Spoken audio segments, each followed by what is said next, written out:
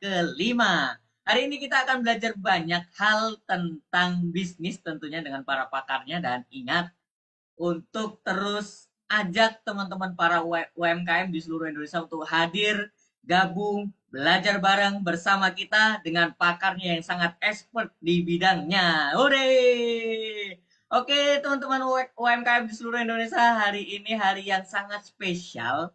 Belajar bareng bisnis expert yang kelima, kita hadirkan coach yang gak kaleng-kaleng. Coachnya yang luar biasa, yang akan menemani kita hari ini, yang akan belajar bareng kita hari ini, yang akan mementoring kita hari ini terkait dengan bisnis masing-masing UMKM di seluruh Indonesia.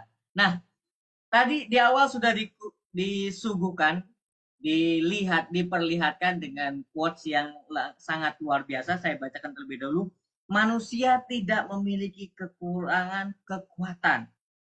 Mereka kekurangan kemauan. Sekali lagi, manusia tidak kekurangan kekuatan, tapi mereka kekurangan kemauan. Nah, hari ini teman-teman yang tidak hadir sangat menyesal tentunya, karena kekuatannya tuh selalu ada untuk kita hadir ya. Kan tinggal pencet aja nih, Zoom-nya tinggal pencet, hadir, duduk, belajar, ya kan? Tapi mereka kekurangan kemauan ternyata ya. Itu yang tadi disuguhkan di awal oleh coach yang hari ini akan kita akan belajar bareng dengan beliau ya. Nah, sebelum kita hadirkan dan belajar bareng dengan beliau, saya ingin sapa-sapa terlebih dahulu nih, dari mana aja sahabat Evaporean ini berasal ya. Saya akan sapa-sapa terlebih dahulu nih, dari mana aja yang sudah hadir hari ini. Partisipannya sudah luar biasa nih, sudah banyak sekali nih hari ini yang sudah hadir untuk belajar dan menunggu bareng ya. Sudah ada nih dari Balikpapan. Halo Balikpapan, selamat sore. Sebentar lagi buka puasa di Balikpapan, sama di Jakarta juga sebentar lagi akan buka puasa. Bandung hadir, alhamdulillah. Bandung nih luar biasa. Nuhun nih Bandung nih ya, hadir terus nih hari ini, sudah membersamai dan mau belajar bareng bersama kita. Jakarta tentunya ya, Bapak Baharudin Yusuf ya, nggak ada Habibinya ya Pak di belakang. Tegal juga sudah hadir, Semarang juga sudah hadir, Salatiga juga sudah hadir, Tangerang juga sudah hadir, Tangerang Selatan juga sudah hadir. Tabib Bams apa nih, Samarinda hadir, alhamdulillah. Samarinda, Bandung Kumaha, Damang Bandung hadir juga, Anyer ya, Serang Banten juga, di Banjarnegara. Ayo lebih semangat lagi yo belajarnya hari ini. Kerawang juga sudah hadir, Jakarta sudah hadir, kayak ini aja ya, kayak kenet bis ya kayaknya ya. Ya, Nganjuk Jatim juga sudah hadir, alhamdulillah. Lombok hadir, luar biasa nih Lombok nih, jauh-jauh dari Lombok nih. Lombok hijau apa Lombok merah nih Bu ya Pak nih, Pak Imran Ismi Lombok. Halo Pak Imran, hari ini hadir, besok juga hadir ya Pak Imran ya. Jember hadir, alhamdulillah. Jember hadir nih, akhirnya yang ditunggu-tunggu nih, Jember hadir. Bandung Kumaha, Bandung Rifa'ah Fakiyah, Ibu Rifa'ah, mudah-mudahan lancar rizkinya ya Bu ya. Jogja, alhamdulillah nih, Jogja juga sudah hadir hari ini bersama kita. Jember hadir, ayo dari mana lagi, yuk kita puter-puter, ayo terus nih, mana lagi nih, amin. Planet Bekasi nih, Planet Bekasi, ya Allah, Planet Bekasi jauh banget ya, Planet Bekasi ya, antar galaksi, antar planet nih, hadir nih di sini nih, untuk hadir bersama Evapora nih semuanya. Depok nih, halo Depok, hadir juga Depok. Depok luar biasa nih ya, paling dekat dengan Jakarta ya. Ada yang paling dekat dengan Jakarta nih, Tangerang Selatan nih yang sudah hadir tadi di awal. Ayo mudah-mudahan lebih semangat lagi belajarnya, karena hari ini kita akan di-charger oleh coach yang sangat handal nih, sangat luar biasa nih, yang kita tunggu-tunggu nih dari dulu nih.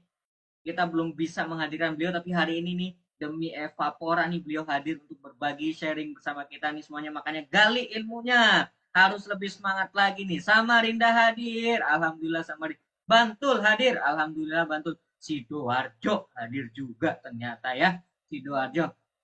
Oke, oke, dari mana lagi nih? Infonya boleh di-share dong ke umum ya, Kang. Oke, siap. Info apa nih ya? Infonya Kalimantan Tengah hadir, Banjarnegara hadir, Bandung hadir, luar biasa nih ya. Samarinda tadi sudah disebutkan hadir lagi, Tasikmalaya hadir ya. Tasikmalaya hadir, Tasik Melayu juga hadir, Tasik kesono kesini juga hadir nih ya. Alhamdulillah, Pekanbaru juga hadir.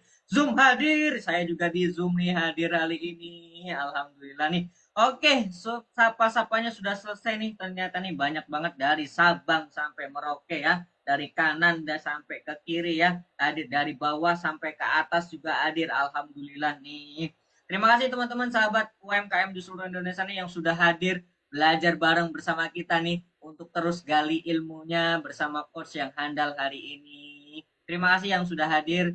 Nah, hari ini kita akan hadirkan coach yang sangat luar biasa yang akan sharing bersama kita tentunya. Kita sudah todong nih beliau nih untuk dari jauh-jauh hari ini untuk ngisi di Evapora nih. Makanya teman-teman harus lebih semangat lagi. Nah, saya sampaikan di awal, Evapora hadir nanti insya Allah di bulan edisi Ramadan kali ini spesial untuk teman-teman para UMKM di seluruh Indonesia. Evapora akan hadir dari awal Ramadan sampai akhir Ramadan ya. Insya Allah nanti mudah-mudahan kita selalu sehat ya. Evapora nanti hadir dari edisi Ramadan ini dari awal Ramadan sampai akhir Ramadan nanti nyalakan notifikasinya kita akan running mulai jam 15.45 sampai dengan selesai ya. Nanti dengan yang akan kita hadirkan coach yang sangat handal, coach yang sangat yang sangat expert di bidangnya. Nah, nanti teman-teman bisa juga request nanti insya Allah nanti kita akan usahakan untuk kita hadirkan coach yang bermacam-macam lah ya. Bermacam-macam supaya teman-teman UMKM ini bisa gali ilmunya ya kan, tanya sebanyak-banyaknya ya kan, dan konsultasi sebanyak-banyaknya mumpung ya Evapora menghadirkan sesuatu yang gratis yang free, walaupun gratis tapi harus tetap semangat ya, harus tetap semangat ya, gratis aja semangat apalagi yang berbayar kan tambah semangat tentunya ya.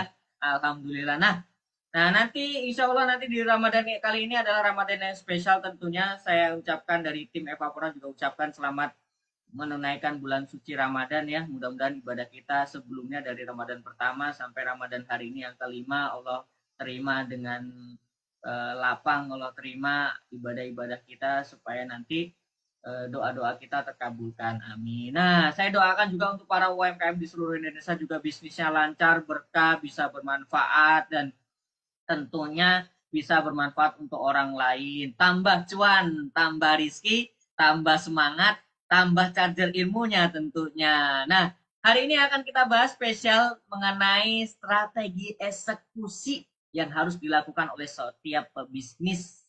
Ya, nah nanti kita akan gali apa yang dimaksud dengan strategi eksekusi itu oleh pakarnya. Tapi sebelum kita undang pakarnya hari ini, saya ingin mengajak para UMKM di seluruh Indonesia ini untuk berdoa terlebih dahulu.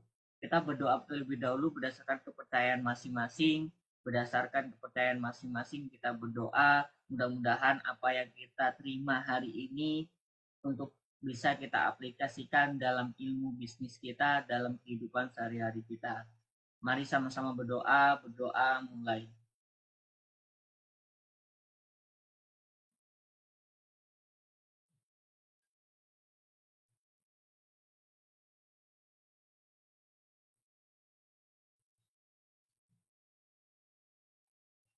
Berdoa selesai.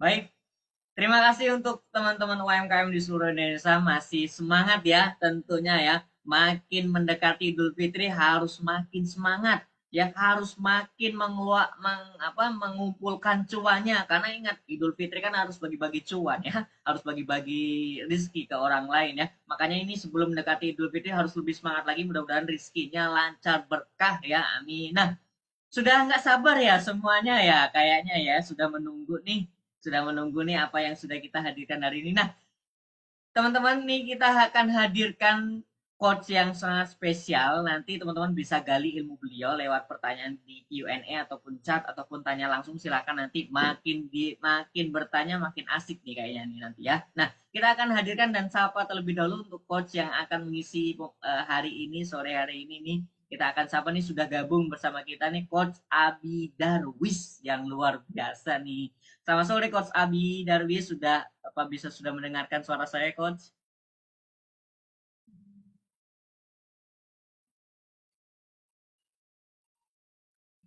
Coach Abi. Nah, tapi sebelum beliau nih hadir sama kita nih, boleh dong sharing profile beliau terlebih dahulu nih untuk kakak operator. Iya, boleh disadut. Nah, ini nih. Siapa sih sebenarnya materi kita hari ini nih? Silakan menyimak.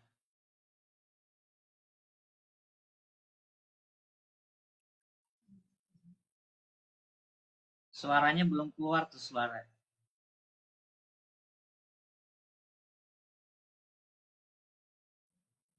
Oke, untuk tim suaranya belum keluar suaranya.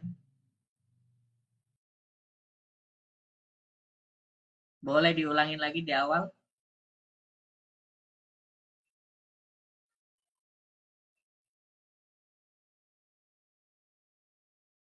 Ya, kita ulangin lagi nanti di awal ya.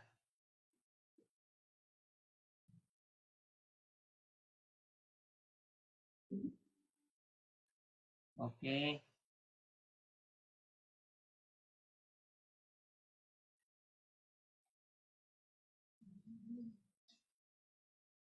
Oke, suaranya belum ada nih. Oke, kakak operator boleh diulangin lagi sampai ada suaranya nih.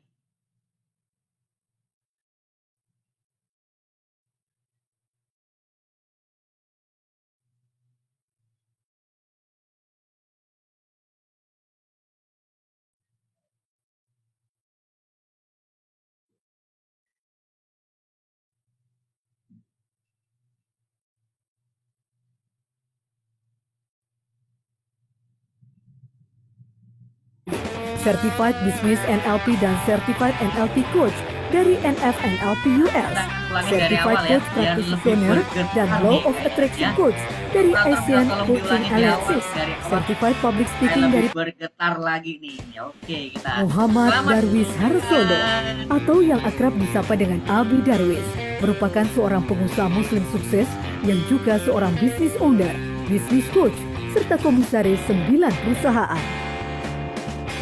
Kiprahnya dalam mengembangkan bisnis tidak diragukan lagi. Terbukti, dirinya telah mampu mengembangkan dan memimpin beberapa perusahaan yang didirikan, di antaranya Darwis Store, Darwis Business School, Ibunda Holistic Center, Darwis Shop Online, dan masih banyak lagi. Tidak hanya itu, dalam kerangka mengembangkan bisnisnya, Abi Darwis juga tercatat sebagai Certified Grounded Business Coach, led by Coach Dr. Fahmi, Certified Business NLP dan Certified NLP Coach dari NFNLP US, Certified Coach Practitioner dan Law of Attraction Coach dari Asian Coaching Alliances, Certified Public Speaking dari PS Academy, Executive Education Program, dan Certified Professional Marketer dari Asia Marketing Foundation dan Indonesia Marketing Association. Bersama para guru seperti James Lee, Prasetya M. Brata, Mardigu Wowi, dan masih banyak lainnya, Abi terus memantapkan dirinya sebagai manusia pembelajar. Sebagai seorang pengusaha muslim, Abi Darwis tidak hanya berorientasi bisnis semata, namun juga pada sisi sosial. Ia dan keluarga yang lebih senang disebut sebagai keluarga penghafal Quran ini mendirikan Multazam Foundation, yayasan yang didirikan untuk mencetak dan melahirkan para penghafal Quran. Bersama sang istri dan anak-anaknya, Abi sering meluangkan waktu bersama untuk berbagi kepada para orang tua dan remaja mengenai bagaimana mencetak generasi Qurani. Hadirin sekalian,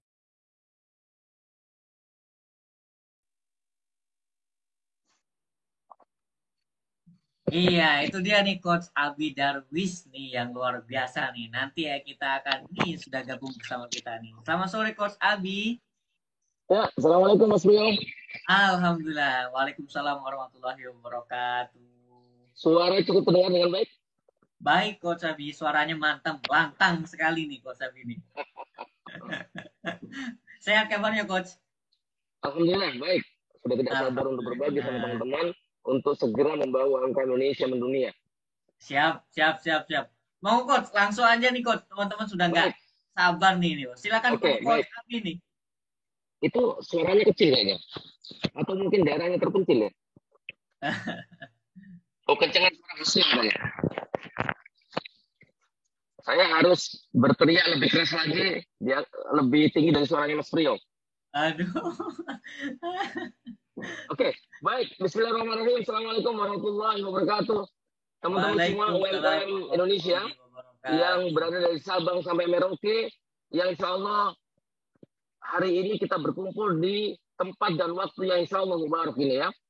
Asar mubarak, apalagi di bulan Ramadan ya. Dan kita sangat spesial, bukan hanya di kelas Ivapora. Kita berkumpul di sini, tapi sebenarnya kita sedang berkumpul di Taman Surga ya. Bagi umat Islam tentunya memahami betul bahwa Taman Surga ini adalah sebuah tempat yang selalu didam-damkan.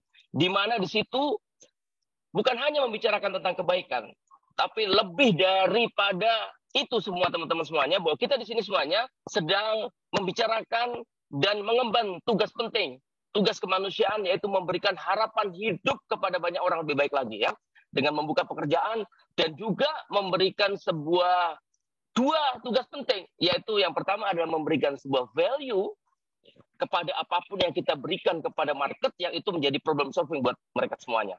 Nah, oleh karena itu teman-teman, kita kepingin dari kelas yang insya Allah mubarak ini, betul-betul kita bermunajat kepada Allah untuk meminta supaya kita selepas dari ini menjadi orang yang betul-betul menjadi master eksekutor, bukan hanya menjadi master to-do list ya. Karena Masya Allah, bahwa eksekusi ini menjadi pekerjaan yang paling challenging. Saya katakan challenging, tidak saya katakan yang paling berat. Karena kalau sudah mengatakan paling berat, itu terkait juga dengan pola pikir orang yang mereka sudah mulai ruwet pikirannya. Kenapa teman-teman semuanya? Kalau kita mau bicara strategi eksekusi, maka nanti Anda akan melihat betapa semua putaran-pusarannya itu kembali kepada people, dan ujung-ujungnya kepada leader. Ya? Karena ya semuanya berujung dari kegagalan eksekusi itu dari situ. Nanti kita akan runut bagaimana prosesnya ya. Nah, oleh karena itu teman-teman semuanya, maka di dalam saya lebih suka mengatakan bahwa ini adalah kajian keilmuan ya, kajian kehidupan, ilmu kehidupan ya. Bahwa yang paling penting nanti di sini adalah kalau di dalam agama kita itu kita diajarkan yang paling penting itu adalah memulai ya, memulai. Kalau Anda lihat dalam sirah, tidak akan pernah terjadi cerita penaklukan Konstantinopel itu kalau 800 tahun atau 8 generasi sebelumnya itu tidak pernah memulai untuk melakukan penaklukan Konstantinopel. Nah, jangan-jangan teman-teman kita gagal di dalam eksekusi apapun karena memang kita tidak pernah memulai. Ya, nah ini yang memang menjadi sebuah kendala. Dan tadi 2 poster yang saya tayangkan di depan tadi itu adalah dua master setan yang ada dalam tubuh kita. Ya. Sudahlah, kalau orang itu sudah tidak punya keinginan dan mereka tunduk pada kemalasan, selesai. Ya, opportunity sebesar apapun dia akan hilang, ya, tidak akan hilang. Makanya selalu saya mengatakan kepada teman-teman semuanya, saya tidak pernah khawatir dengan opportunity. Yang selalu saya khawatirkan adalah ketidaksiapan kita untuk beroperasi di skala besar. Ya. Oleh karena itu jangan tanya opportunity, jangan tanya peluang, jangan tanya order. Pertanyaan yang kita sampaikan lagi kepada teman-teman semuanya adalah sanggupkah kita itu akan mengambil semua opportunity yang lewat depan mata kita. Bahkan kita jangan mencari opportunity, bahkan yang lewat depan mata kita pun kita tolak gitu ya. Nah, oke, baik teman-teman semuanya, di dalam eksekusi, kalau kita runutkan lagi, sebenarnya eksekusi itu kan yang paling ujung ya. Jadi kalau teman-teman lihat, yang pertama itu adalah, jadi kenapa kita nanti menyampaikannya kok sangat saintis ya? Karena saya kepingin teman-teman itu walaupun Anda UMKM ya, tetapi sudah dibekali dengan corporate mindset. Kenapa? Menarik pernyataan starting from the end itu. Apa starting from the end itu? Nah, kita sering menyebutnya dengan innama amalu binniyat. Teman-teman, selalu saya mengilustrasikan begini ya. Apa starting for the end itu? Starting for the end itu adalah orang yang tahu tujuan akhirnya, maka dia selalu dan terlihat sangat berbeda persiapannya. Ya. Sama juga, kalau kita dalam kehidupan kita bahwa goal kita, result kita adalah road to Jannah, bahwa kita adalah ujung-ujungnya pergi menuju pada surga, maka coba lihat, perhatikan di dalam persiapan kehidupan kita. Maka kehidupan kita setiap satu detiknya pun nggak sembarangan. Semuanya dipertimbangkan, semuanya dipikir masak-masak, semuanya dijadikan sebuah masterpiece terindah yang akan kita hadapkan di hadapan Allah nanti. Kenapa? Karena semuanya dihisap, karena semuanya dipertanggungjawabkan. Kenapa? Ya karena tujuan kita sudah jelas. Tapi kalau itu tidak kita tidak kita buat dan kita tidak sampaikan, maka ya kita melihat hidup ini ya suwante, turaturu, ya, plonga-plongo, ya. Maka ya lihatlah. Dan kalau itu sudah terjadi, An-Najm 39 sudah mengatakan bahwa Allah akan memberikan apa yang kita perjuangkan. Lalu perjuangan itu kayak ngono plonga-plongo, turaturu, kleset-kleset, angop-angop, ya hasilnya sudah ada tebak, ya. Maka teman-teman, di dalam bicara eksekusi itu nanti bukan hanya terkait dengan perilaku, tapi juga bagaimana nanti seperti yang selalu Simon Sinek gugat kepada semua para business owner, bahwa nanti selalu bicara terkait dengan masalah golden circle. Ya. Sudah, nomor satu itu pasti yang ditanyakan adalah clarity of why. Nah, ini menjadi masalah besar buat kita. Makanya teman-teman perhatikan, teman-teman UMKM yang berjalan apa adanya, itu pasti masalahnya adalah di clarity of why. Ya, jadi dia tidak punya goal besar, dia tidak punya harapan-harapan besar. Maka dia akan mengatakan bahwa yang penting melaku dhisik. Ya itu betul dalam konteks tertentu. Tapi di dalam framing, di dalam pemikiran kita itu perlu dilakukan. Karena ini akan berpengaruh sekali. Ya. Itu pertama, teman-teman yang perlu dipahami. Nah setelah itu, kalau sudah nanti tujuannya besar ke sana itu, maka nanti kita bisa memulainya dari analisis. Anda sering diajarkan bagaimana dengan analisis, TOWS analysis, ya. TOWS itu analisis. Nah, di situ sudah dipisahkan antara eksternal sama internal. Selalu saya bilang sama teman-teman semuanya ya, terkait dengan masalah eksternal, ya, kita fokus kepada apa, ya? Bukan kepada ancaman, ya. Sejak kita bayi project lahir pun ya sudah ada ancaman. Ancaman iya kita perhatikan dan kita lihat, tetapi jangan sampai kita fokus kepada itu sampai kita melupakan opportunity itu. Itu yang paling penting. Nah, dari opportunity itu kita bisa melihat. Opportunity itu bisa muncul kalau kita lihat audit kompetitor ya, terkait dengan perusahaan yang besar, kecil, menengah, global dan seterusnya. Perhatikan 13P-nya, bagaimana people-nya, bagaimana place-nya, bagaimana pricing-nya dan bla bla bla.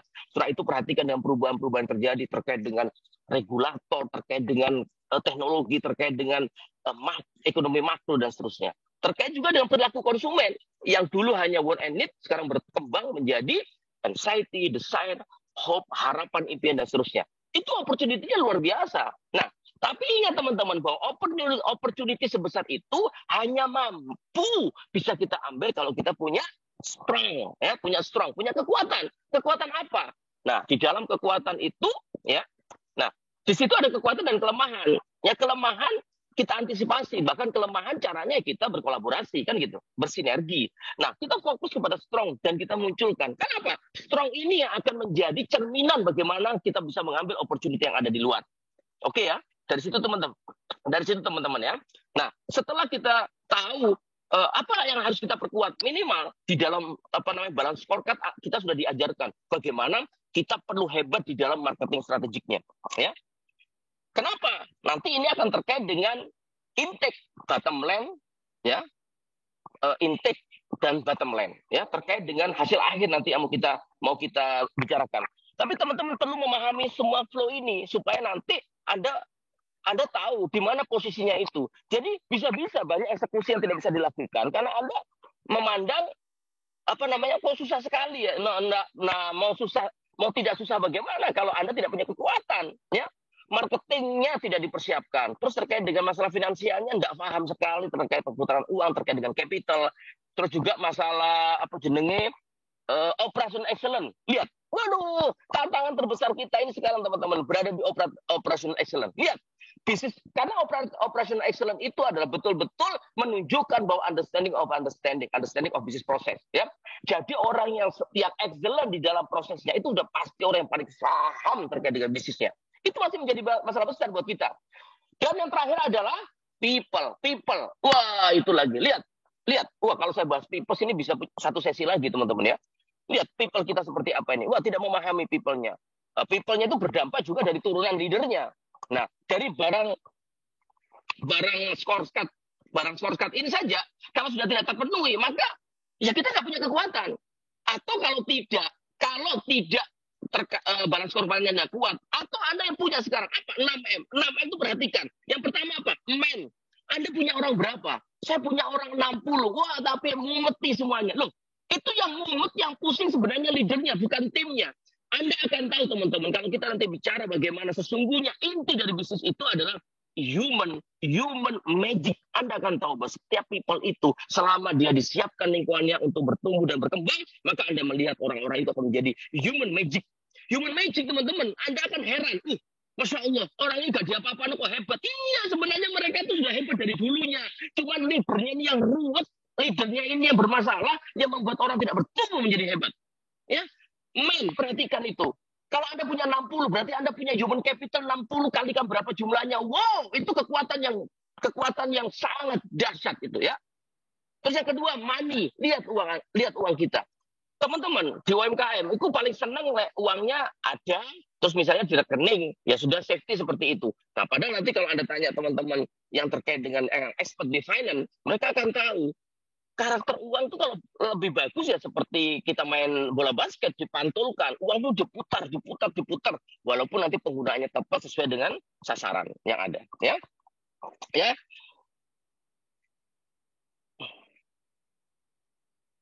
Ini durasi waktu soalnya ya. Kalau waktunya bisa 12 jam, saya akan jelaskan, saya akan pakai slide. Ini waktunya jenengan ngabuburit ya. Supaya nanti saya percepat, supaya teman-teman nanti lebih bahas banyaknya itu pembahasannya di eksekusi gitu loh. Tapi kalau saya langsung bicara eksekusi, Anda tidak akan tahu faktor-faktor yang akan menghambat, yang akan membuat kegagalan dalam eksekusi itu. Ya, gitu ya. Jadi bagaimana kita tahu potensi? Kita analisa dulu teman-teman, jangan langsung action. Kita lihat analisa dulu. Oh ya. Bahkan nanti Anda pun juga perlu memahami perbedaan antara pedagang sama pebisnis. Apa perbedaan pedagang dan pebisnis? Kenapa itu perlu saya tanyakan? Karena kalau pedagang itu, kenapa saya tanyakan perbedaan pedagang sama pebisnis? Berbahaya teman-teman. Kalau Anda punya aset seperti pebisnis, tetapi Anda punya mentalitas seperti pedagang. Pedagang itu apa? Pedagang itu yang di kepalanya cuma transaksi. Setiap orang ketemu ditawari apa, masuk grup langsung dodolan. Tapi kalau pebisnis itu dia punya dua tugas penting. Yang pertama adalah bagaimana dia bisa memberikan value. Dia itu bisa membungkus setiap apapun tuh punya nilai gitu loh. Ya? Dan yang kedua adalah problem solver. Jadi teman-teman, Anda itu sebagai pebisnis lebih banyak mendengar, mengamati, mencermati apa yang menjadi problem mereka. Kenapa? Karena ini nanti terkait dengan produk, teman-teman ya. Nah, nanti setelah Anda menganalisa itu, jadi 6M, money, terus man-nya, metodenya, Anda mau pakai metode apa? Terus mekanik, terus mesin, terus market, itu banyak tidak dieksplorasi ya. Ditambah lagi nanti beberapa hal yang perlu diamati. Nah, kekuatan itu yang perlu Anda tumbuhkan dan perlu Anda bangun, teman-teman, supaya Anda bisa melakukan eksekusi dengan excellent. Bahkan nanti Anda bisa melakukan eksekusi super premium. Nah, itu ya apa? Kalau tidak, maka banyak kegagalan yang terjadi gitu loh ya. Ini saya menguatkan teman-teman semuanya bahwa nanti apapun yang Anda eksekusi, walaupun itu jumlahnya kecil, walaupun itu kadarnya kecil, tapi itu akan berdampak, akan impact. Ya. Nah, oleh karena itu Anda perlu tahu infrastruktur pendukungnya. Setelah Anda membuat menganalisa, akhirnya Anda perlu memahami 4 pertanyaan penting yang akhirnya memvalidasi bisnis Anda. Yang pertama, pastikan teman-teman semuanya, ojo gawe produk dhisik sebelum Anda pastikan what is problem, ada masalah apa di market, ada masalah apa di lapangan, ada masalah apa di tempat itu, ada masalah apa di tempat-tempat yang sekiranya Anda menghadirkan produk. Ya, sudah banyak terbukti teman-teman, banyak produk yang bagus, enak, gak payu. Banyak produk yang enak, excellent, gak payu, sampai orang heran. Loh, apa yang kurang? Gak payu. Yuk gak ada marketing, duduk masalah gak enak gitu loh. Ya, what is problem? Ada masalah apa? Oleh karena itu teman-teman, nanti terkait dengan bagaimana kita memberikan problem solving gitu loh. Perhatikan, matanya dilihat, delon, kupingnya dirungono, ada masalah apa gitu loh. Ya, what is problem? Terus yang kedua, HS itu apa? Teman-teman, Anda pastikan betul-betul jam untuk melihat target market Anda. Jangan sampai bisnis Anda banci. Banci itu apa? Banci itu gak jelas bisnisnya. Kalau ditanya, itu bisnisnya untuk produk Anda untuk siapa? Untuk semua kalangan, untuk semua orang. Dia hanya menghitung hari untuk tutup. Pastikan teman-teman, produk Anda ini untuk siapa? Usianya sepak, dia tempatnya di mana, terus caranya apa, dan seterusnya. Yang ketiga adalah, nah ini yang menarik. What is your solution? Jadi Anda memberikan solusi apa? Maka terkait dengan nomor 1 tadi, ada masalah apa di sana? Siapa orangnya, maka bagaimana kita menjadikan jalan keluar. problem ini teman-teman, ya tantangan ini terkait dengan value ini yang menjadi masalah besar. Makanya Sam Ipul nanti perlu membahas khusus tentang bagaimana kita membangun value itu. Karena value itu terkait dengan bagaimana daya pikat kita dan juga memberikan sebuah nilai yang penting kepada market. Maka nanti Anda akan tahu value with values. Apa bedanya? Bedanya S ono SC. Iya. Anak TK juga tahu value sama values bedanya S. Artinya teman-teman, value with values. Bahwa value itu terkait dengan produk. Values itu terkait dengan nilai-nilai. Bahasa gampangnya begini teman-teman. Pokoknya produk yang bagus itu selalu dibawa oleh orang-orang yang benar. Orang-orang yang benar itu selalu mesti bawa produk yang bagus. Nggak mungkin produk yang bagus, eman-eman produk yang bagus dibawa orang yang nggak benar. Nggak benar itu macam-macam karakternya, kepribadiannya, segala macamnya ya. Dan tidak mungkin, dan eman-eman juga orang yang baik, orang yang bisa dipercaya, orang yang jujur bawa barang-barang yang produknya yang mengecewakan banyak orang. Maka value and value itu akan menjadi sebuah kekuatan, sebuah tandem, sebuah pasangan yang tidak bisa dihindarkan ya. Dan yang terakhir, yang paling menarik nanti adalah how big, berapa orang yang butuh itulah terkait dengan opportunity. Kalikan jumlahnya, kalikan harganya, NP-nya, maka di situ yang menggiurkan. Nah, teman-teman, terkait visi dan misi, sebenarnya visi itu juga terkait dengan masalah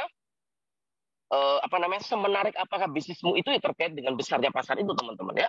Walaupun way-nya bagus, tapi kalau akhirnya jumlah marketnya kecil, maka dia akan berhenti. Kita kepengen punya produk yang competitiveness dan yang long term. Teman-teman semuanya pasti sepakat bahwa kita membangun bisnis itu untuk legacy, untuk warisan.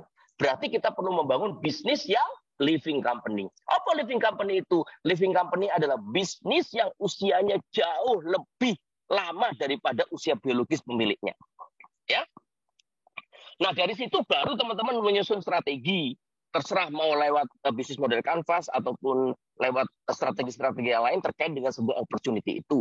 Nah, baru sekarang akhirnya masuk di eksekusi. Nah, sehingga teman-teman, dari sini kita akhirnya tahu kenapa akhirnya banyak eksekusi tidak berjalan. Ya, kita lihat coba, kita tracking secara sederhana saja ya.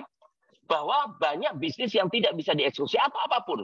Jadi teman-teman, konteks kita mempelajari strategi eksekusi itu sebenarnya bukan hanya di bisnis saja. Banyak kehidupan kita ini tidak bertumbuh, banyak kepemimpinan kita tidak bertumbuh itu karena memang kita tidak pernah mengeksekusi goal-goal yang sudah kita buat. Atau bahkan yang paling parah adalah kita tidak pernah membuat goal. Ya? Nah, oleh karena itu sudah jelas 4 kegagalan di dalam eksekusi itu apa? Yang pertama adalah nggak punya goal. Ya, lihat teman-teman, saya selalu bilang, siapapun akan bisa menjadi CEO dan menjalankan bisnis kita. Siapapun dia itu. Kalau kita sudah menjadi business owner, ya, kalau kita sudah menjadi komisaris ya. Tapi ingat teman-teman, bahwa arah kapal kita, arah bisnis kita itu tetap kepada kita. Kalau Anda naik Grab, kalau Anda naik taksi, terus Anda masuk ke dalamnya, pasti sopirnya nanya, Pak, kita mau kemana? Coba Anda jawab, wes karepmu Pak. Anda ditendang itu. Wah, itu enggak benar kok mau naik mobil di sini. Tidak bisa teman-teman, arah itu tetap. Nah, Anda bayangkan kalau leader itu tidak punya arah seperti apa. Oleh karena itu, leader selalu dekat dengan 2 hal penting. Apa itu? Size, ukuran, dan vektor. Kenapa? Di dalam eksekusi nanti itu, segala sesuatu yang nggak bisa diukur, itu nggak bisa diatur. Nah, maka size harus ada. Maka nanti Anda akan dekat dengan norm, standar, berapa lama orang itu pesan langsung dibales, berapa pesan kirim langsung dikirim, berapa pesan langsung dipasang, berapa ini, semuanya bicara tentang size, ya, dan vektor itu strategik dan arah ke sana. Nah, tadi sampai tekan Dimang, sampai siapapun teman-teman, siapapun bisa menjadi CEO, siapapun bisa menjadi lead di bisnis kita. Tapi arah teman-teman, pastikan kalau Anda punya arah. Jadi yang pertama adalah nggak punya goal. Kita mau kemana? Bingung ini. Makanya Pak Armala kalau Anda lihat di dalam beberapa postingannya selalu mengatakan banyak leader yang tidak bisa menentukan sebuah pencapaian. Itu kenapa? Karena tidak merancang strateginya dengan SMART. Ya, SMART itu singkatan ya. Spesifik, measurable, dan seterusnya. Ya. Punya goal. Piro Pak, piro.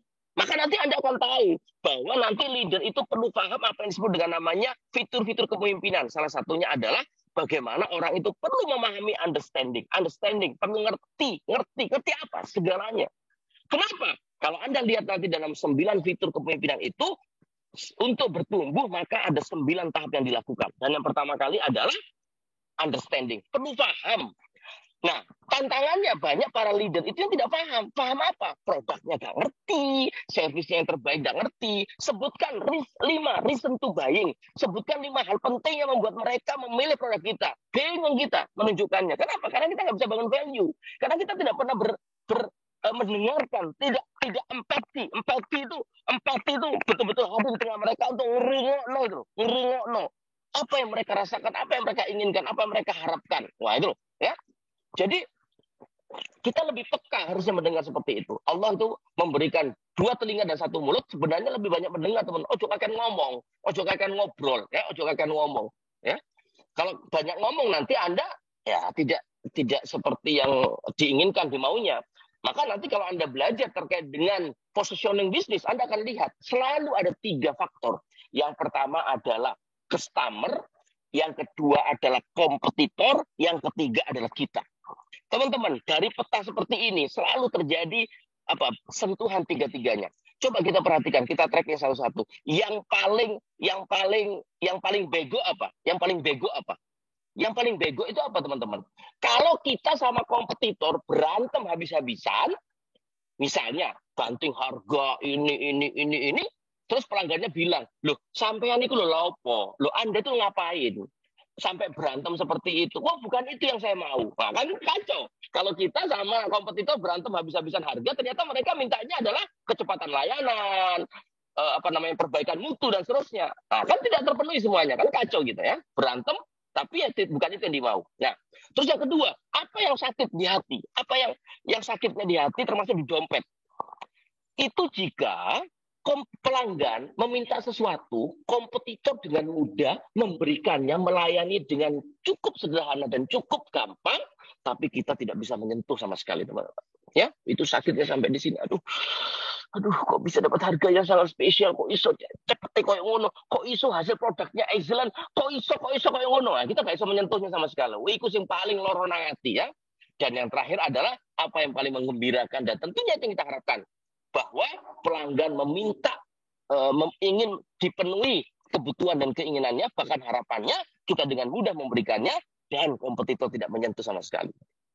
Nah, oleh karena itu teman-teman, perlunya Anda mengaudit kompetitor, perlunya Anda menganalisa semua hal-hal makro itu sebelum Anda menentukan dalam strategi, apalagi untuk dieksekusi.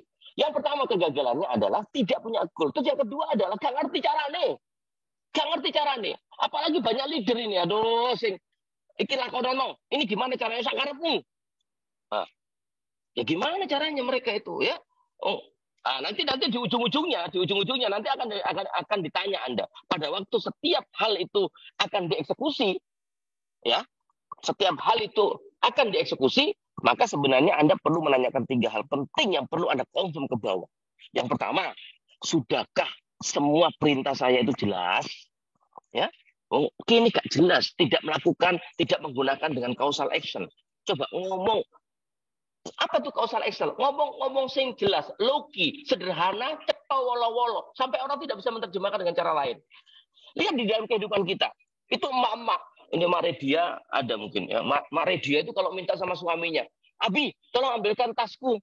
Wah, sudah, diambilkan tasnya. Loh, kok yang itu? Bukan yang itu, yang merah. Oh, sudah diambilkan lagi. Terus diambilkan lagi. Loh, kok yang merah itu? Merah marun, Nabi. Merah marun. Masya Allah, salah maneh. Masuk lagi ke dalam, diambil lagi. Loh, merah marun yang ada bunganya, Nabi. Nah, itu suaminya langsung, jupuk dewe.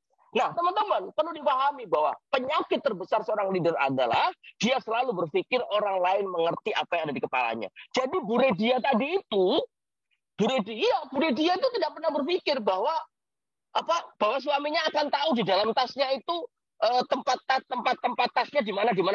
Padahal di dalam tasnya itu, di dalam lemarinya itu ada 221 tas. Ya kan bingung kita kalau tidak menjelaskan seperti itu, ya. Nah, jadi dengan cara itu saja kita sudah lihat betapa sebenarnya kita ngomong tidak jelas. Sama juga suami pada waktu minta tolong, abinya minta tolong sama bunda dia, Bun, buatin telur dadar dong. Nah, sudah dibuatkan. Nah, begitu keluar, loh, kok kosongan begini, mana cabenya? Itu bunda dia sudah tangannya udah begini nih. Walaupun ada lagi sambil nyari pisau dapur tuh.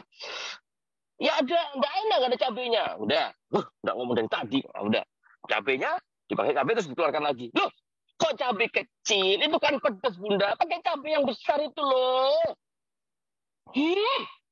Udah, diambil lagi, diganti lagi. Terus, loh, kok cabai yang itu? Oh, ya nanti nasi kebulinya. Ini dadar yang gampang dulu. Terus keluar lagi, loh,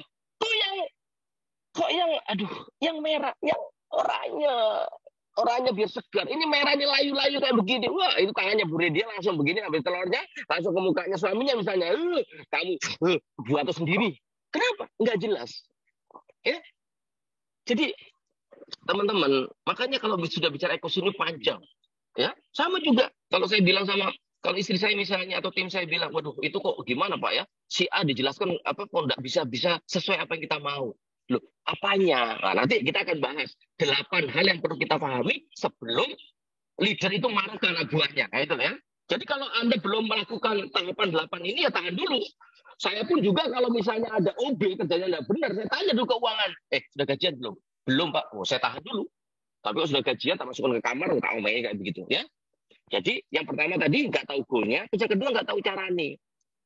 Nah, terus yang ketiga tidak ada dashboard teman-teman yang dipantau, ya, sehingga mengalir begitu saja. Nah, bicara dashboard ini, Masya Allah itu sangat kritikal sebenarnya kan ya. Dashboard itu nanti, nah kalau Mas Salim bilang, janganlah buat dashboard yang rumit juga, yang sederhana, yang orang bisa lihat, orang bisa pantau, bagaimana trennya gitu loh, bagaimana perjalanan, bagaimana journey di dalam omset itu, ya. Kalau jam segini kan ada trennya tuh. Kalau Senin misalnya begini posisinya jam 4 peak season. Nah, kalau jam 4 peak season seperti itu, nah, maka apa yang kita lakukan? Nah, maka leader perlu fokus. Nah, nanti kita akan bicara juga bagaimana cara-cara untuk eksekusi. Ini banyak orang tidak fokus dan tidak memperhatikan dashboard. Sudah tahu jam 16 itu rame-ramenya pelanggan, ya.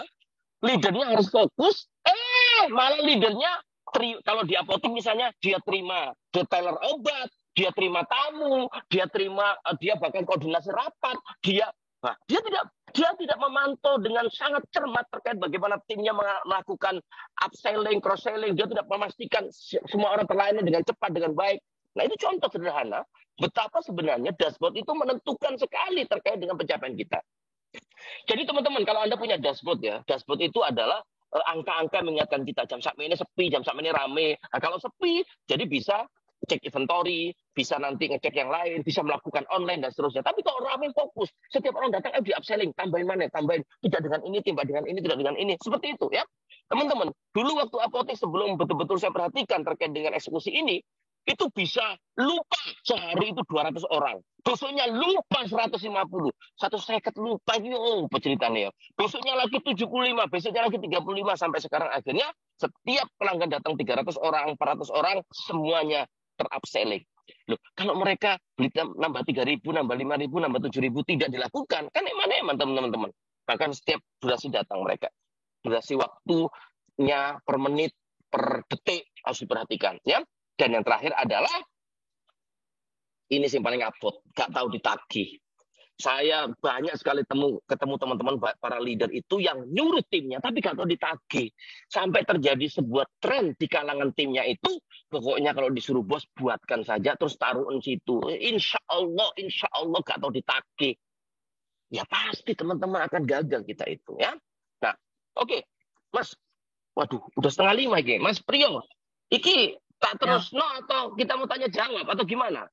Lanjut dulu coach, eksekusi belum kayaknya coach ya. Iya makanya itu. ya terus oke. Nah sekarang teman-teman nah tadi itu bahwa di dalam slide awal tadi bahwa eksekusi itu ya sangat tergantung kepada itu komitmen. Maka ini banyak teman-teman. Sekarang Anda perhatikan ya, kenapa mereka tidak komitmen? Kenapa mereka tidak disiplin? Dan kenapa mereka tidak tekun?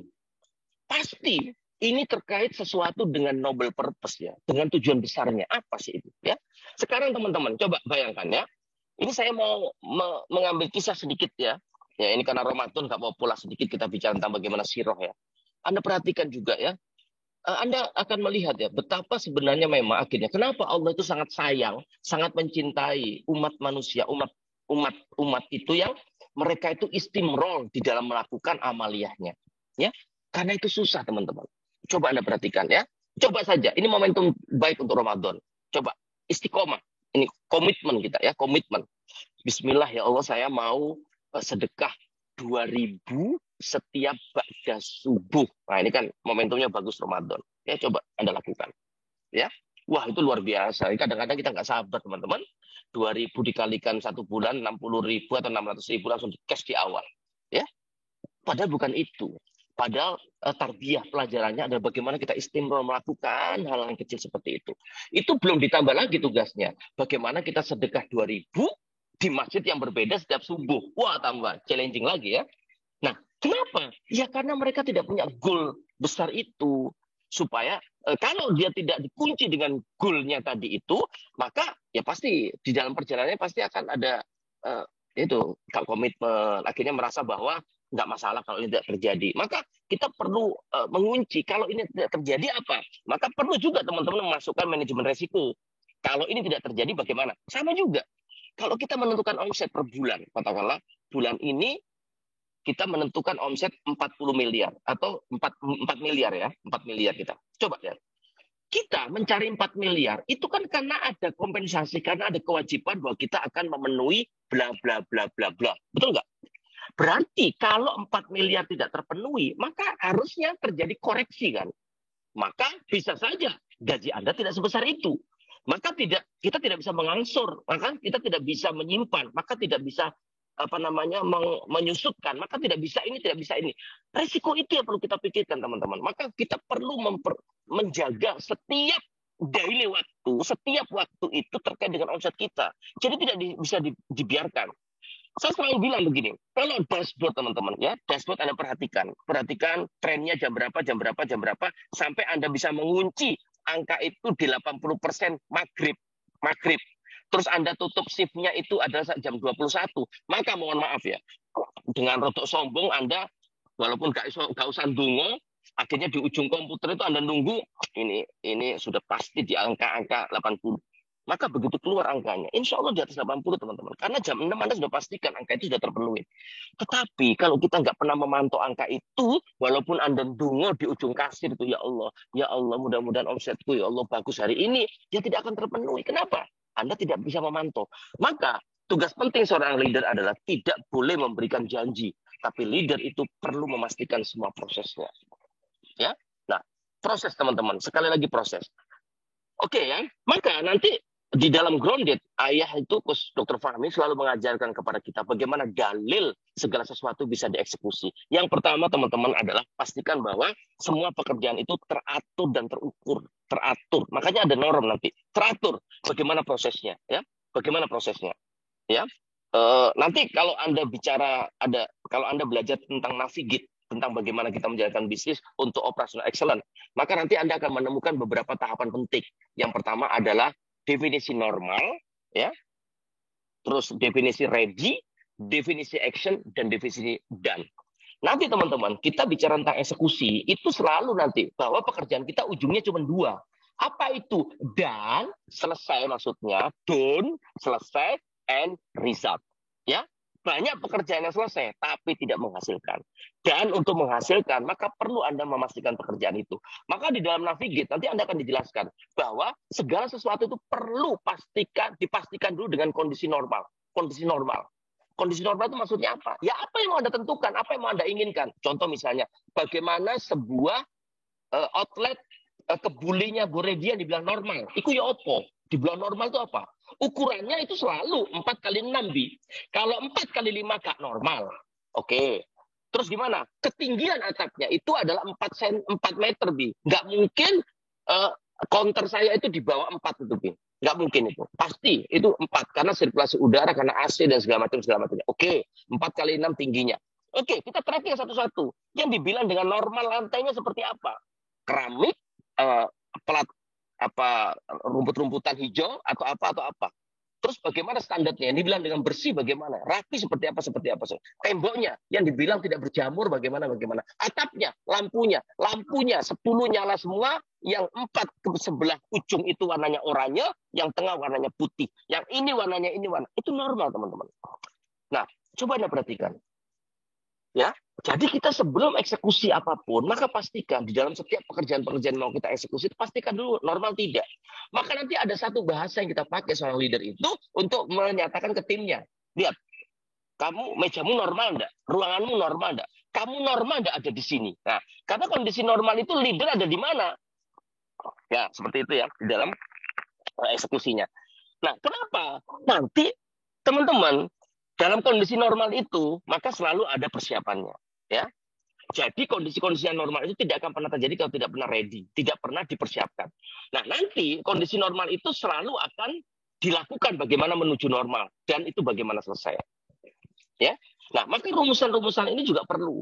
Oleh karena itu perlu teratur, ya, perlu teratur. Itu gimana sih nyapunya tidak benar? Sebentar, kok bisa dibilang tidak benar? Apakah dia sudah pernah menerima manual? Manual apa? Ya manual terkait dengan pemahaman dan pengertian menyapu.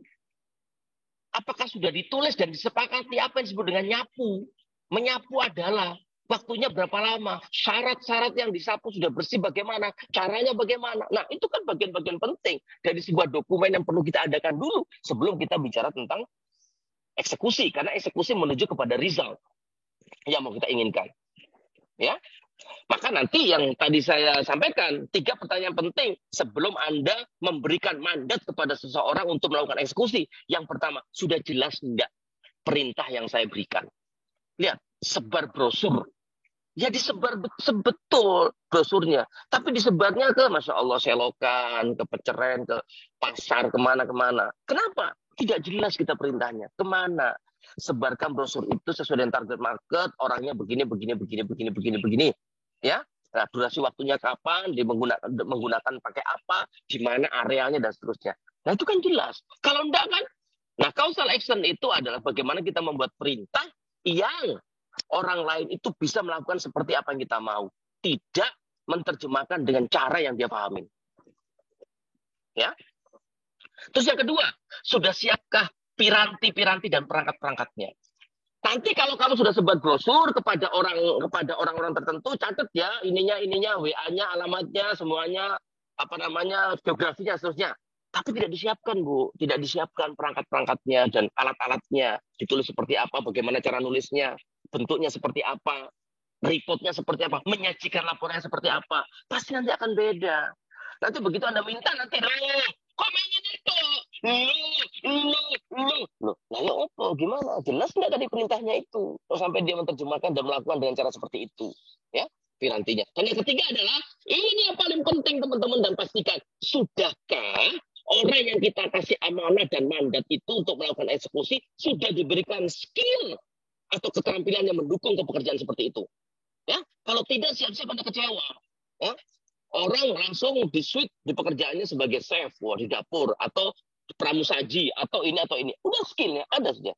Sudah disiapkan skillnya. Sudah di role play. Sudah dipastikan. Sudah dikunci. Nah kalau belum, bagaimana mau dieksekusi? Bagaimana mau dikerjakan? Ya? Teratur dan terukur. Terus yang kedua, dapat dieksekusi. Dapat dikerjakan. Ya, tidak bersifat abstrak. Ya, lakukan. Ini. Nah, ini kan ada ukuran nih, gitu. Ada normnya, ada waktunya, ada berapa kali jumlahnya. Ya, kamu putar, buat kopi. Lihat, perhatikan, ya. Pegang yang kiri, pegang yang kanan, dari atas, goyangnya begini, ojo kuali. Nah, setiap goyang, setiap muter ini mau istighfar, mau salawat, atau mau apa. Nah, itu perlu dipastikan supaya nanti orang yang mengerjakan juga benar, tidak dengan caranya yang dia lakukan. Ya. Terus dapat ditagih hasilnya, ukurannya sesuai. Ya, Anda mau minta apa, seperti yang selalu Ayah contohkan itu adalah bagaimana saya disiapkan dengan sebuah makanan rawon, ya, disajikan dengan kehangatan 80 derajat, kuahnya 300 cc kuahnya, cambai 21 camba, potongan empalnya itu 3, tingginya berapa, lebarnya berapa, dan seterusnya.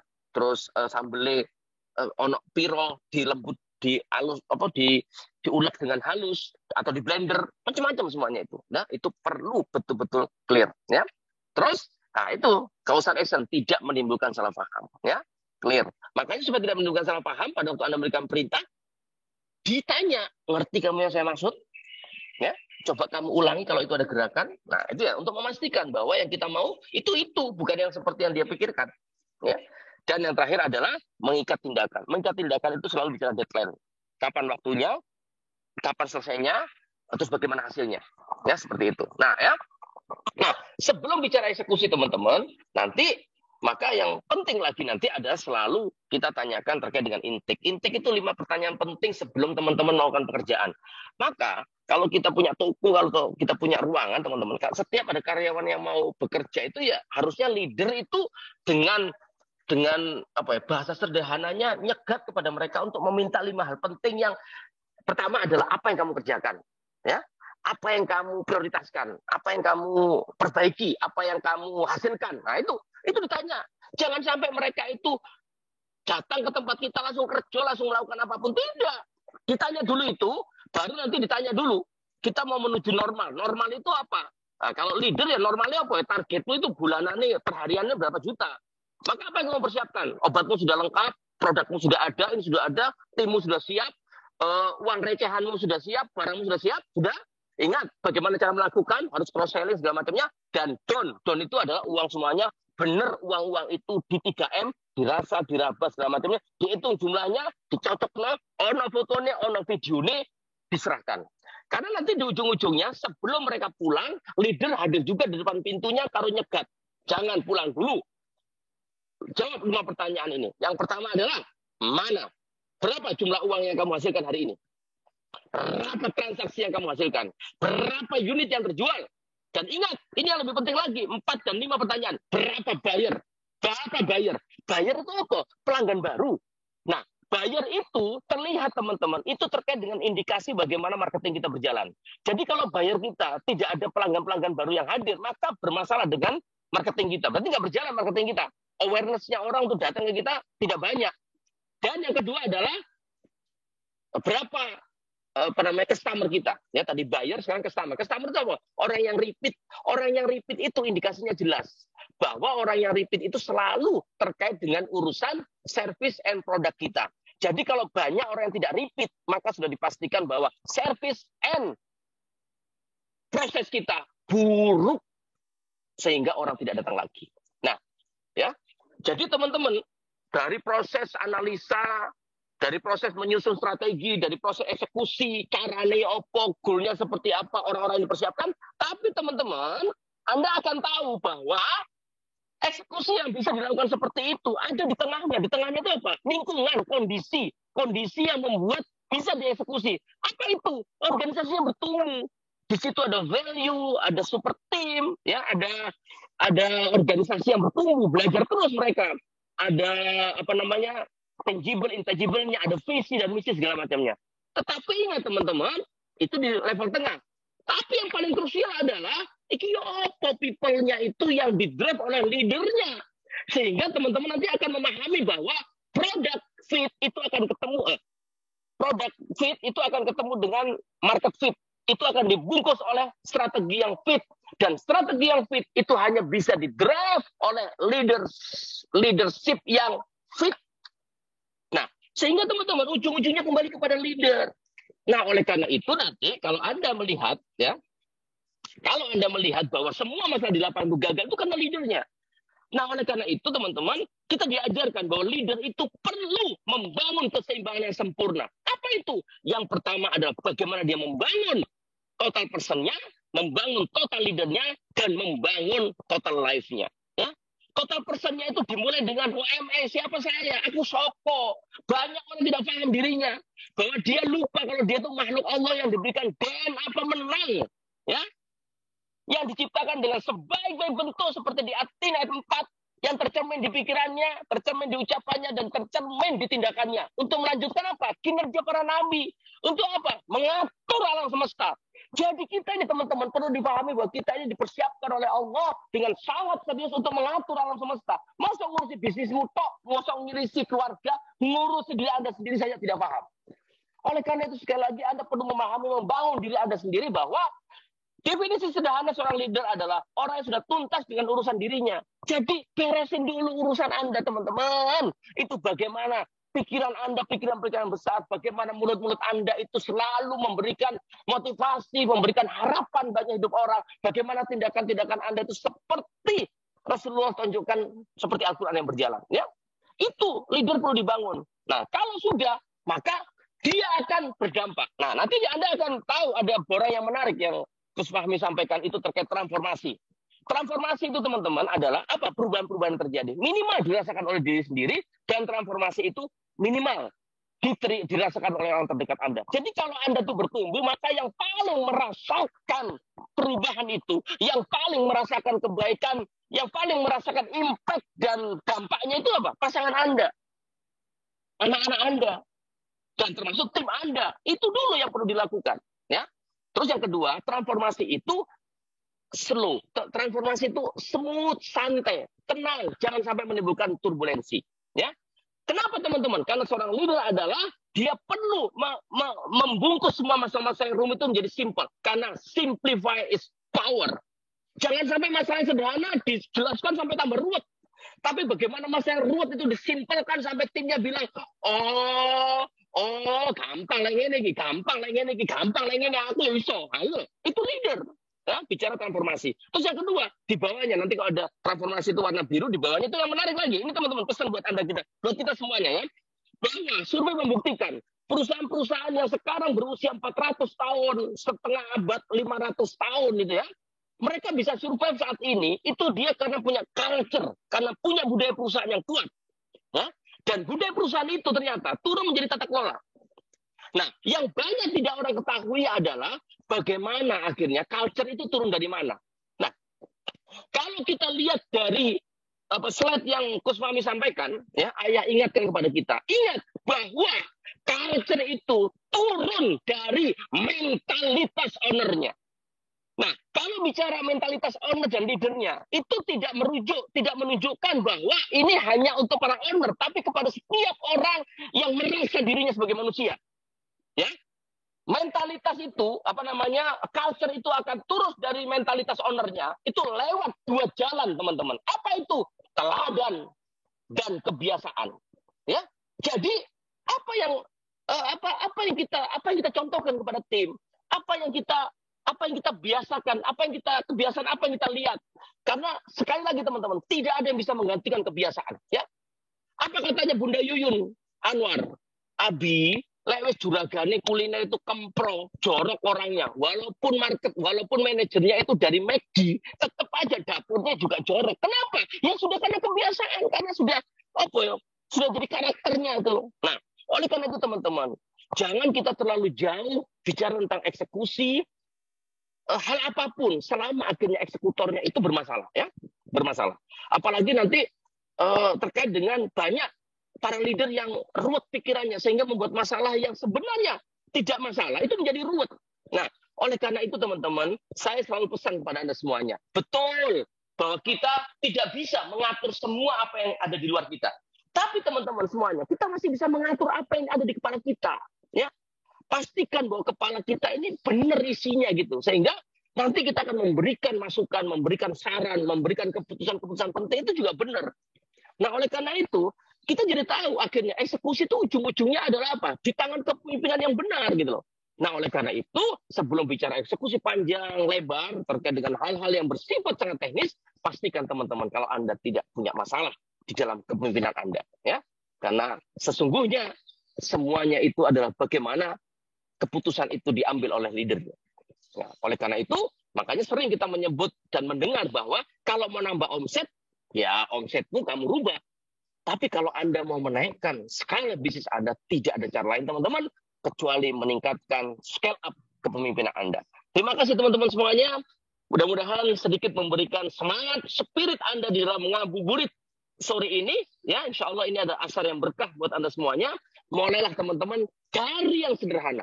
Selalu saya bilang, bagaimana kita mengambil eksekusi, kita mulai dari yang paling sederhana dan yang paling sederhana, ya. Karena konsepnya di situ, ya. Disitulah yang penting mulai. Ayo lakukan segala sesuatu yang mudah, teman-teman. Bahkan selalu saya bilang, yang paling gampangnya ada di depan matamu, ya. Tapi sekali lagi, itu semuanya terhalang kalau Anda tidak punya keinginan dan Anda tunduk pada kemalasan. Sekian, Assalamualaikum warahmatullahi wabarakatuh. Waalaikumsalam warahmatullahi wabarakatuh. Luar biasa Coach Abi nih. Ya Coach, tadi saya ada selitingan yang sangat menarik banget Coach tadi Coach. Jangan kita bicara eksekusi kalau eksekutornya salah nih Coach. Betul. Nah itu bagaimana sih Coach kita menyadari bahwa kita itu sebagai eksekutor, kita itu sebagai leader itu ke track yang salah gitu Coach, dalam memimpin bisnis kita gitu. Mas Priyo, sebenarnya indikatornya sederhana. Apa yang akhirnya menjadi indikator pertumbuhan Anda? Lihat karyawanmu jumlahnya nambah enggak? Lihat omsetmu nambah enggak? Lihat asetmu nambah enggak? Lihat kehidupanmu jauh berubah tidak? Oh, dari dulu ya begitu saja. Karena perubahannya sama sekali. Nah, sering kan kita ngomong-ngomong kayak begitu kan ya. Ya karena memang dari dianya itu gitu loh. Ya, lihat tim-timnya yang sudah keluar dari perusahaannya dia, wah menjadi orang hebat. Teman-temannya, tongkrongannya dia itu sekarang punya sesuatu yang bisa dibanggakan. Nah, sementara dia bagaimana? Nah, itu sudah nggak bisa dibohongin, Mas Priyo. Nggak bisa dibohongin bahwa selalu orang itu melekat. Bahkan sering guru-guru kami, khususnya Coach Fahmi, itu selalu menanyakan indikator pertumbuhan gampang. Omsetmu nambah orang atau asetmu nambah orang gitu loh. Oh, itu asetnya malah habis semua. Gak nambah malah habis semua. Malah nambahnya apa? Nambah masalah itu ya. Ya jadi ya sederhana bisa kita lihat lah, dia itu bertumbuh tidak. Terus lihat orang sekitarnya, istrinya bahagia enggak? Ya, sehebat-hebatnya eksekutor di rumah, kalau di perusahaan, kalau istrinya keluar dari rumahnya dengan mencucu, dengan manyun, ya dia gagal berarti sebagai eksekutor hebat. Harusnya dia itu menjadi eksekutor yang hebat buat istrinya, dia adalah orang yang paling bahagia, gitu loh. Ya, bagaimana membuat istri paling bahagia? Nah, ini bab khusus. Tapi intinya gampang, segera transfer sebanyak-banyaknya. Wah, Anda akan diberikan layanan spesial, langsung dipijet, langsung di servis di kamar, wah, macam-macam lah. Ya cuman masalahnya itu, yang ditransfer nggak ada akhirnya. Siap Coach.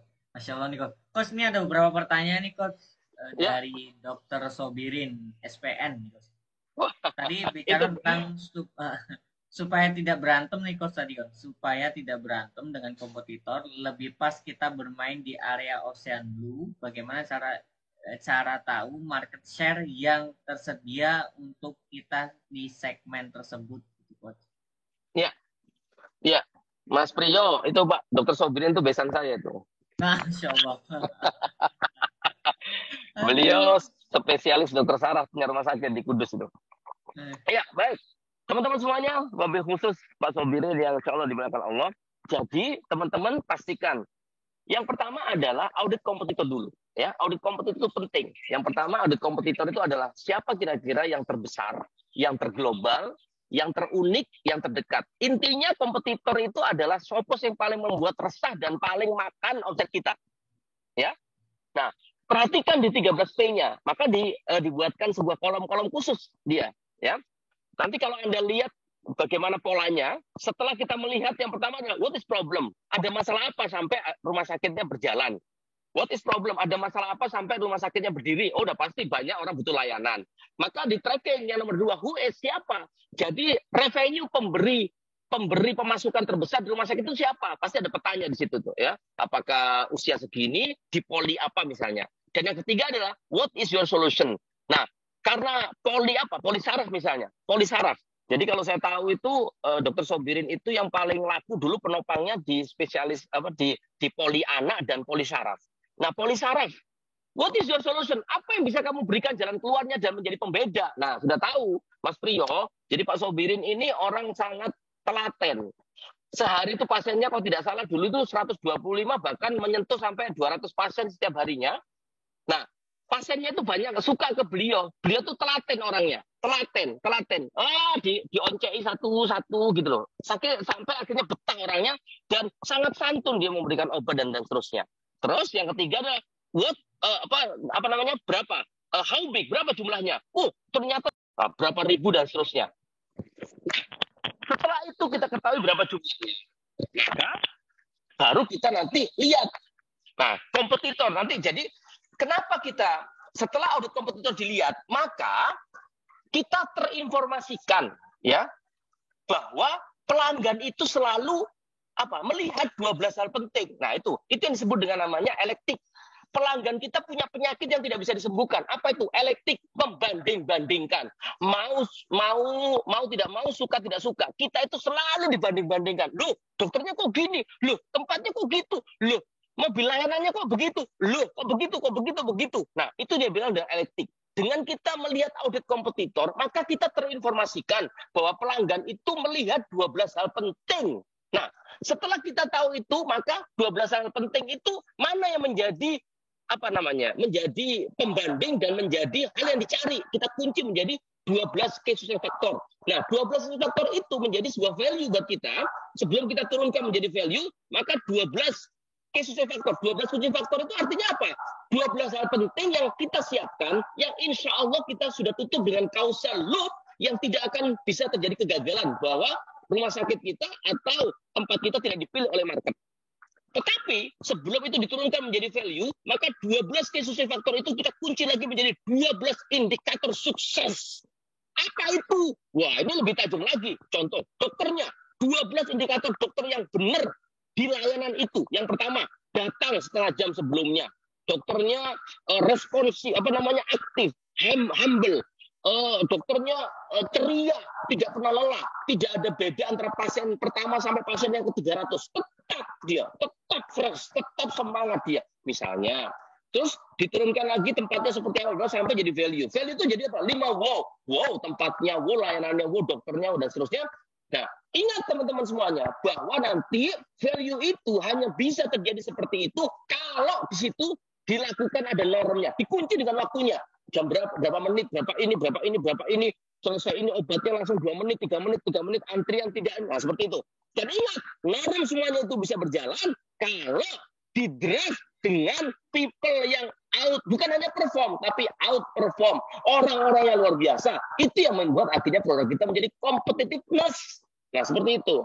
Ya, jadi prosesnya panjang sampai kita membuat sebuah produk layanan yang akhirnya betul-betul dicari dan nothing choice. Ya, nah kalau sudah seperti itu, sebenarnya kita ini automatically menuju kepada zona biru, blue ocean.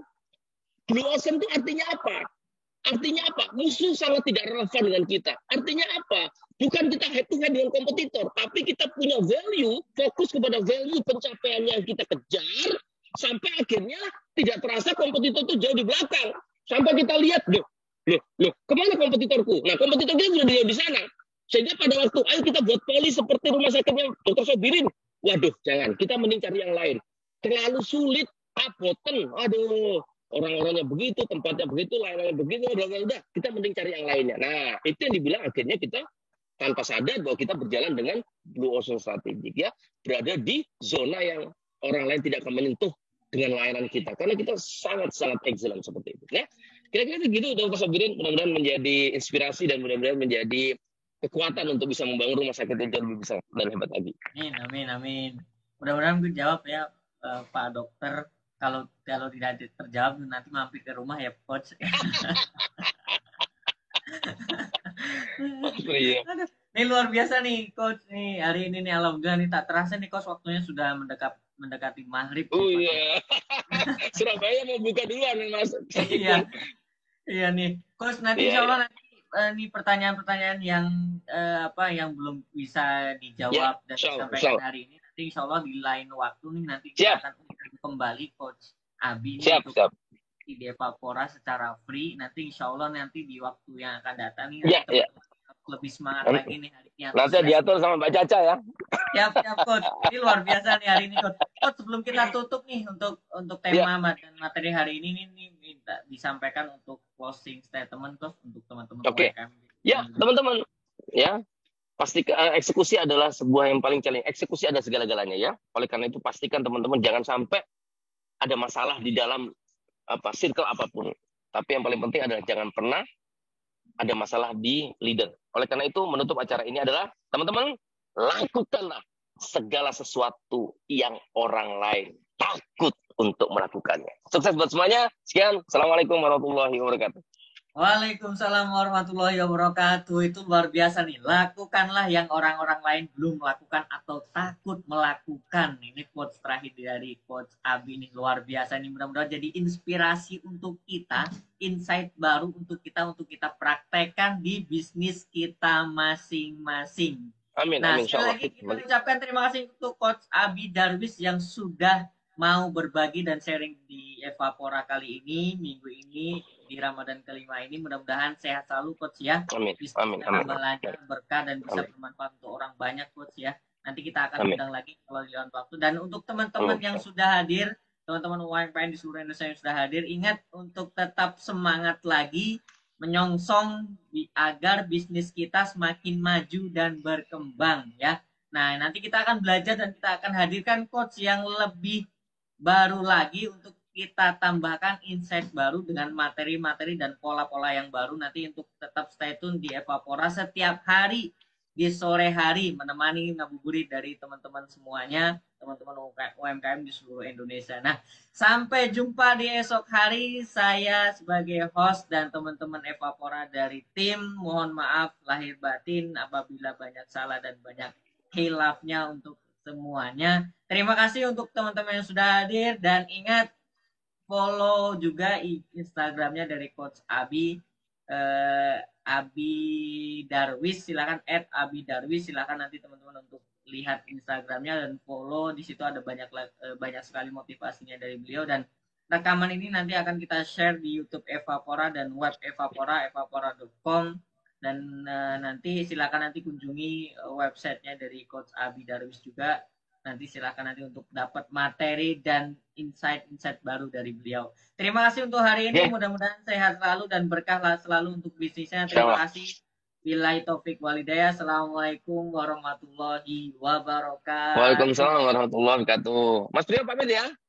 Siap, Coach. Terima kasih banyak, Coach.